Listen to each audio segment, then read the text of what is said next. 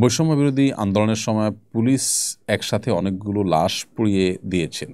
এ ধরনের নির্বিচার হত্যাপূর্বক লাশ পুড়িয়ে দেওয়ার শাস্তি কী হওয়া উচিত? এ ধরনের অপরাধের শাস্তি বিষয়ে ইসলামের ভাষ্য কী? দেখুন, মানুষের হত্যার পর আবার লাশ পুড়িয়ে ফেলানো, এটাকে ফাসাদ ফিল আরদের আওতায় ফেলানো যায় কিনা, এটা ইসলামী শরিয়ার যারা দায়িত্বশীল আছেন, ইসলামী শরিয়ার বিচারিক দায়িত্বে যারা থাকেন, তারা নিরূপণ করবেন, তারা ঠিক করবেন। অর্থাৎ এটি ইসলামী শরিয়ার যে আদালত, সে আদালতে বিবেচ্য বিষয়। এটা হত্যা হিসাবে তো হত্যার বিনিময়ে হত্যা তো হবেই। ইসলামী শরিয়ার দৃষ্টিকোণ থেকে এই হত্যাকাণ্ডের সাথে যারা জড়িত তাদের তো মৃত্যুদণ্ড হবে, এটা তো নিশ্চিত যদি এটা প্রমাণিত হয়।